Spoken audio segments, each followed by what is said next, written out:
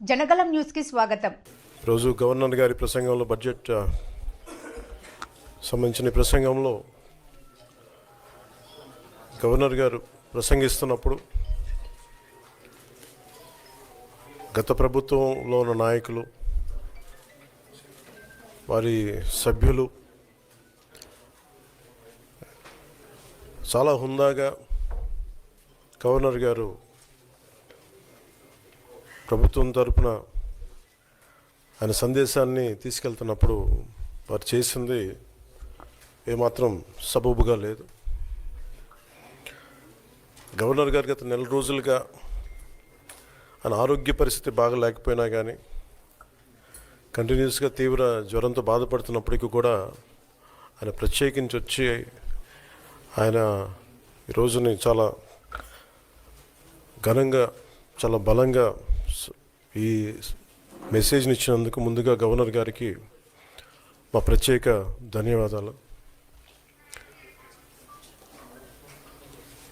Governor గారి ప్రసంగంలో YCP అగ్రనాయకత్వం కానీ సీనియర్ నాయకులు కానీ వారి ఎమ్మెల్సీ సభ్యులు కానీ గవర్నర్ గారి ప్రసంగం పత్రులు చించేయడం కానీ లేదంటే వారు ప్రత్యేకించి డిమాండ్ మాకు ప్రతిపక్ష హోదా ఇవ్వాలి అనేది చాలా బలంగా మాట్లాడుతూ వచ్చారు. ఇది అడిగితే వచ్చేది కాదు, అది ప్రజలు ఇస్తేనే వస్తుంది. బేసిక్గా ఒకటి హయ్యెస్ట్ మెజారిటీ ఎవరికి ఉంది వాళ్ళు ప్రభుత్వం ఫామ్ చేస్తారు, వాళ్ళకంటే నెక్స్ట్ స్టేజ్ ఎవరికి ఉంటే వాళ్ళకి ప్రతిపక్ష హోదా ఇస్తారు. అంతేగాని గతంలో మేము ప్రభుత్వాన్ని పరిపాలించాం కాబట్టి మా ప్రతిపక్ష హోదా ఎవరికి ఇవ్వరు. కనీసం జనసేన కంటే కూడా ఒక సీట్ ఎక్కువ ఇచ్చినా కానీ వాళ్ళకి ప్రతిపక్ష హోదా దక్కేది. ఈ రోజున ప్రభుత్వంలో సెకండ్ లార్జెస్ట్ పార్టీ జనసేన.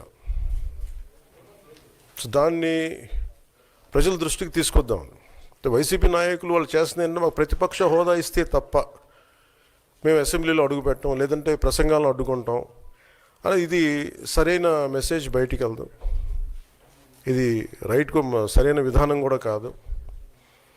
ఇది ప్రజలందరికీ తెలియజేయాలనుకున్నాం. ఇది ప్రతిపక్ష హోదా ఏ పరిస్థితిలో వస్తుందంటే మీకు రూలింగ్ పార్టీ కంటే కూడా అత్యధికంగా ఇంకొక సీట్లు వాళ్ళకంటే మీరు వస్తే దాని తర్వాత స్థానం మీకు వస్తే ఖచ్చితంగా ప్రతిపక్ష హోదా వాళ్ళకే ఉంటుంది. 21 సీట్లు ఉన్న జనసేన 11 సీట్లు ఉన్న వైసీపీకి ప్రతిపక్ష హోదా ఎలా వస్తుంది? మేము వస్తే తప్ప మేము అసెంబ్లీకి రాము, ఇలా గవర్నర్ ప్రసంగాలను అడ్డుకుంటాం అనేది ఇది సరైనది కాదు. ఇది ప్రజలందరికీ కూడా తెలియచేస్తున్నాం ఈ సందర్భంలో. అందుకని ఇది భవిష్యత్తులో కూడా మేము కోరుకునేది వైసీపీ నాయకుల్ని మీకు ప్రతిపక్ష హోదా ఇవ్వకపోయినా ప్రజలు మీకు 11 సీట్లు ఇచ్చారు, దాన్ని గౌరవించి మీరు అసెంబ్లీకి రండి. మీ స్థాయికి తగ్గట్టుగా మీకు మీకు ఎన్ని ప్రశ్నలు అడగాలో దాన్ని తగ్గట్టుగా ఇస్తారు మీకు. ఇవన్నీ దాటి మన స్పీకర్ గారు కూడా చాలా గౌరవంగా వాళ్ళు 11 సీట్లు వచ్చినప్పటికీ కూడా చాలా గౌరవంతో ఇంతకాలం వాళ్ళకి ఇస్తూ వచ్చారు. ప్రశ్నోత్తరాల సమయంలో కూడా ఆయనకి ఇచ్చారు. గతంలో కూడా ఇవన్నీ ఆయన రావడానికి కూడా ఆయన ఎలా రావాలి ఏం చేయాలి దానికి కూడా చాలా ఏమాత్రం ఇబ్బంది పెట్టకుండా గతంలో కూడా చేశారు. ఫస్ట్ మీరు మనకి గవర్నమెంట్ ఫామ్ అయిన తర్వాత కూడా వీటిని దృష్టిలో పెట్టుకొని వైసీపీ కొంచెం హుందాగా వ్యవహరించాల్సిన అవసరం ఉంది. వైసీపీ నాయకులకు కూడా మీకు బాధ్యత ఉంది. గవర్నర్ గారి ప్రసంగాన్ని మీరు ఆ విధంగా మీరు ప్రశాంతంగా విని దాన్ని వచ్చే జరుగుతున్న సమావేశాల్లో మీరు దాని మీద లోటుపాట్లు మీరు చెప్తే బాగుంటుంది తప్ప ఇలా కూర్చోబెట్టి అరుపులు కేకలు ఇది సమంజసంగా లేదు. అంటే అర్ధాంతరంగా ప్రతిదానికి అసెంబ్లీలోకి రాగానే గొడవ పెట్టుకోవాలి, దేన్నైనా విభేదించాలనేది ఇది ఒక చాలా లో లెవెల్ ఆలోచన విధానం, లో లెవెల్ స్ట్రాటజీ. అది ప్లీజ్ మీరు అప్గ్రేడ్ అవ్వండి, మీరు అప్లిఫ్ట్ చేసుకొని మీరు కూర్చోబెట్టి డెమోక్రటిక్ ప్రాసెస్కి గౌరవం ఇవ్వండి. మనస్ఫూర్తిగా వైసీపీ నాయకులకి ఇది నా విన్నపం, నా విజ్ఞాపన. This what I would like to say. And నిజంగా కావాలి అంటే మీరు ఈ 5 సంవత్సరాల్లో మీరు ప్రతిపక్ష హోదా మీకు రాదు, అది మీరు మెంటల్గా ప్రిపేర్ అయిపోండి. 11 సీట్లతోటి మీకు ప్రతిపక్ష హోదా ఇవ్వబడదు, రాదు. ఎందుకంటే ఇట్ ఈస్ చంద్రబాబు గారు, గౌరవ ముఖ్యమంత్రి చంద్రబాబు గారు డిసైడ్ చేసేది కాదు, జనసేన డిసైడ్ చేసేది కాదు. దానికి రూల్స్ ఉన్నాయి, దానికి రెగ్యులేషన్స్ ఉన్నాయి, నామ్స్ ఉన్నాయి. ఉదాహరణకి నేనే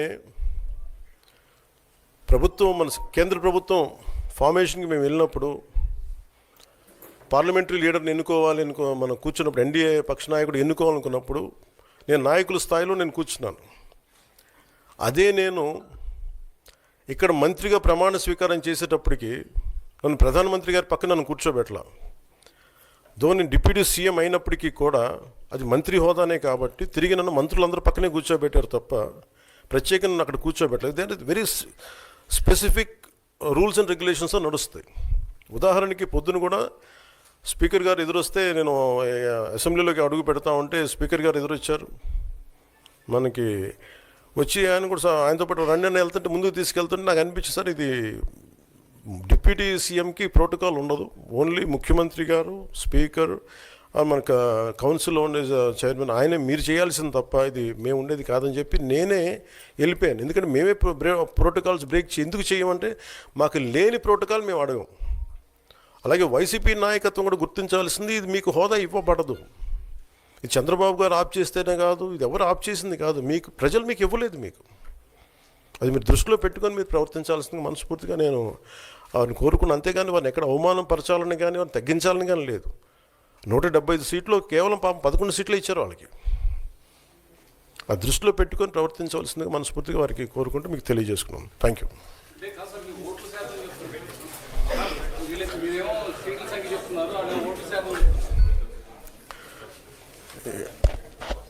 ఫస్ట్ అప్పుడు ఏం చేయాలంటే సార్, అప్పుడు జర్మనీకి వెళ్ళిపోవాలండి. ఇప్పుడు జర్మనీలో ఏంటంటేనండి, నేను జర్మనీ రిజల్ట్స్ కూడా ఏదో వచ్చినాయి చూస్తా ఉన్నాను ఎలక్షన్స్లో.